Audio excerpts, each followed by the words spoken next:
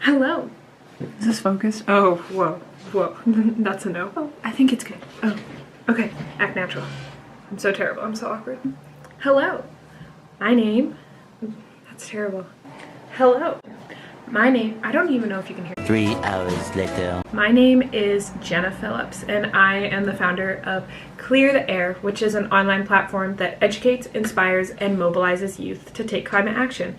And this is my YouTube channel that I've decided to start. And I don't know how to YouTube. I don't know how to video very well. I'm a very awkward person. So this is going to be a learning experience, I would say, for myself and you and everyone watching. And it's going to be really cringy, but that's okay. This has been something that I've really wanted to start for.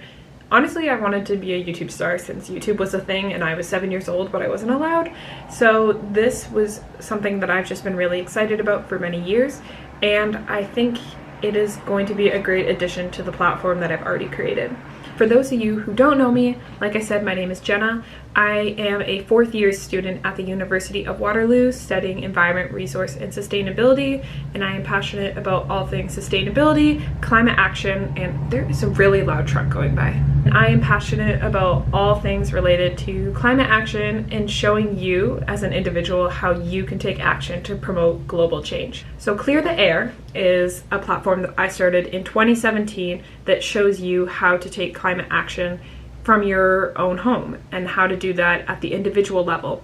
And so this platform is based on quick, easy, and affordable tips and tricks for taking action, because in 2017 I was a first-year university student and I was really passionate about environmental change and I wanted to live as sustainably as possible, but I had a fixed budget, I didn't have a lot of time because I was a student, and I just felt overwhelmed by everything. As I started learning how to live sustainably during that time, I wanted to share my knowledge with everyone else in clear, easy ways, and that's what Clear the Air is. It's a way that shows you how to take action in your own life to promote sustainability in a manner that is quick, easy, and affordable, so anybody can do it anywhere with any resources that you have.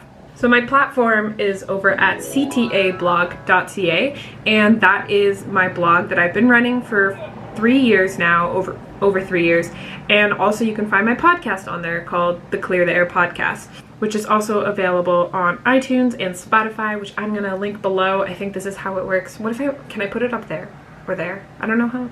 We're gonna see how editing works. I'm just gonna keep doing this and it's gonna pop up. I created a podcast in October 2019 about climate education and climate action, that I could interview sustainability experts and youth like myself that are making a change in the sustainability realm.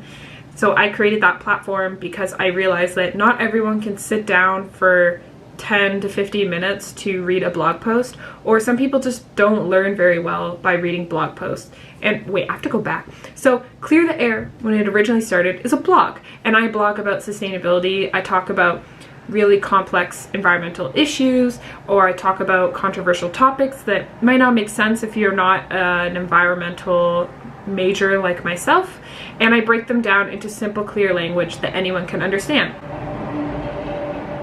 And I also provide tips and tricks for living sustainably that I have used myself, so it proves that they're foolproof for any student, anyone on a budget, anyone with not a lot of time.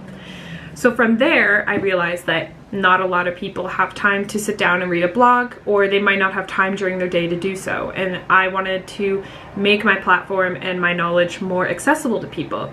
And during that time, I was working at a job for my co-op because I'm in a co-op program at university, and I was listening to podcasts all the time while working at the desk. And I realized that just listening to someone while you're walking to work, while you're at the gym, doing chores, is an easy way to get information without taking up too much time. And I love to talk.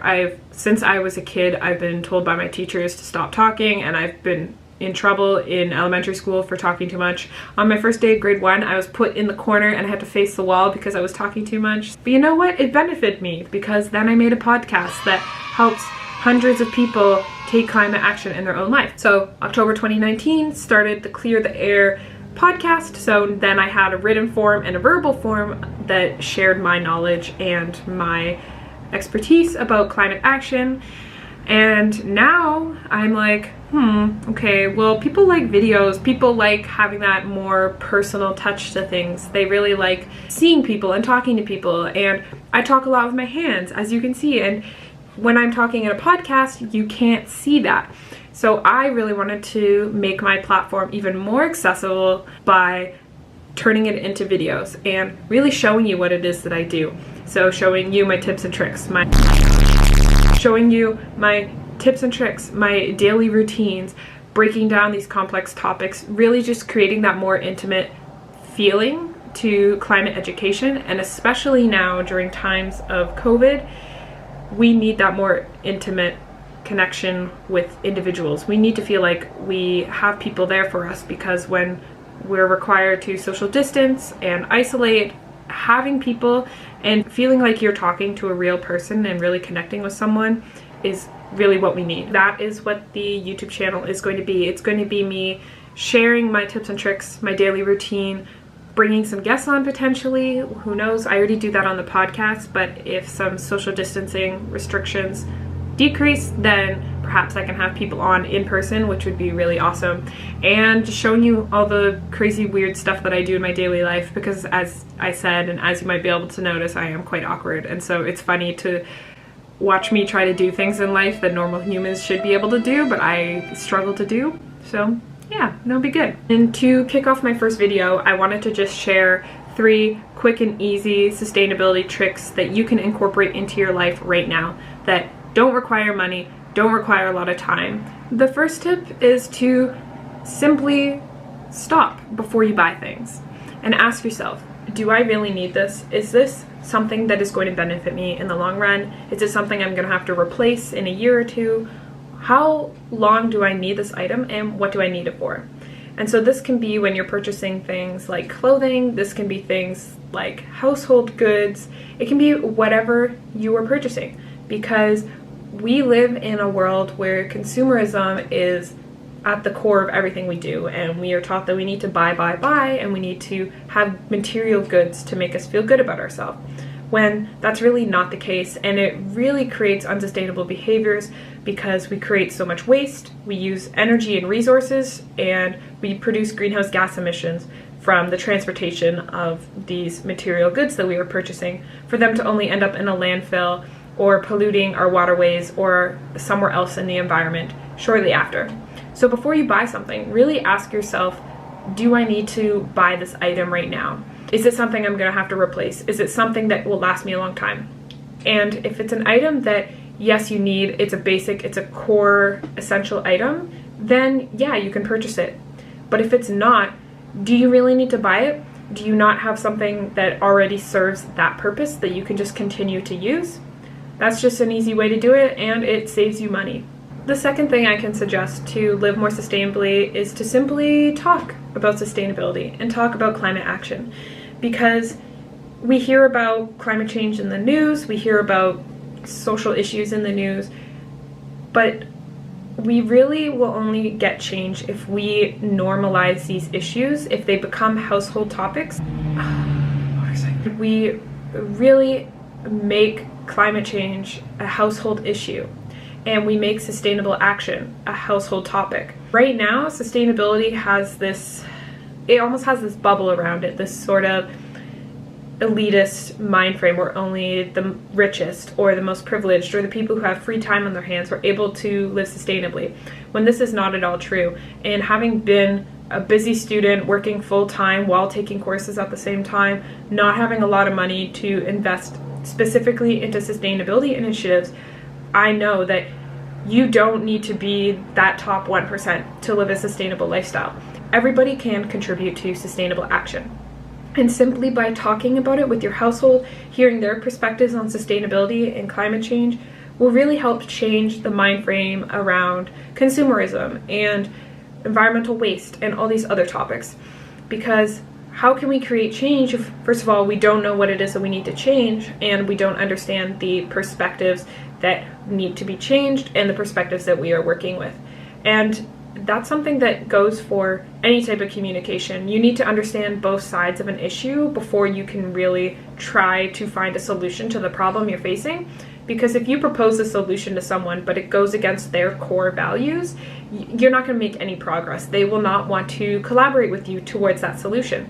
So communicating with someone about issues, understanding their perspective on it, what barriers they may face, and what really shapes the way that they perceive the world is the first step towards creating sustainable change, and it's also the first step towards solving any problem in your personal life or at a more global level. And then the last sustainability tip that I want to talk about in this intro video is to simply believe in yourself. Like I said, we see climate change and environmentalism as something above ourselves. It's a really big issue. Climate change is a global problem, and I'm one person, and you are one person. So we often have a hard time trying to see how we fit into that picture. Like, how can we impact a global issue? The way I like to see it is a plastic water bottle.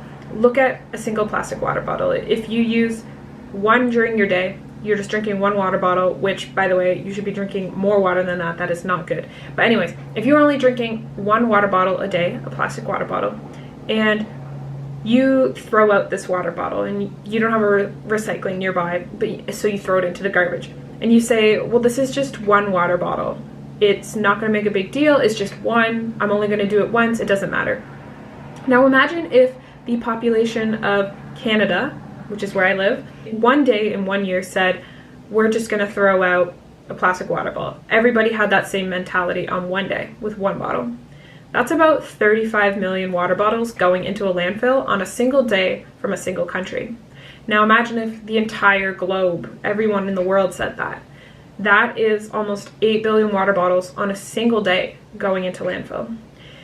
And so with that idea, an individual action does matter, because when individuals take action, collectively, that can create a change.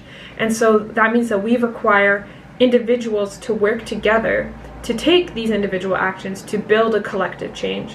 So then if you reverse that water bottle analogy, if you said, I am going to cut down my water bottle use by one bottle per day, and 35 million people said that, that's 35 million water bottles being diverted from landfill each day. And that's a huge difference. And it's just about the framing of that. It's the way that you think about the problem. You don't need money to take action. You don't need a lot of time to take action. You just need to be able to believe in yourself and believe that you can make a change, and recognize that your individual actions can create global change through the power of collective action. So let's summarize. The 3 things that you can do right now to promote sustainability in your life for free with little time are, first of all, ask yourself if you really need to make those new purchases. Talk about climate change and sustainability with your friends and family and other loved ones, and believe in yourself. Those are all things that don't require you to spend money and don't require you to spend a lot of time, but they do make such an impact. And those 3 things are core to what I do every day to promote sustainability. This will be more structured in the future, but I just wanted to give you all a quick hello to say thank you for checking out my channel, and to make sure that you also go check out the blog and the podcast, which again I will link below. I think I said link in the show notes earlier, which I realize is what I say with the podcast, which is incorrect. I will link them in that thing below. I should know this. Whatever. Thank you so much for watching and tuning in. I hope this empowers you to take change, and I will see you in the next video. Until next time.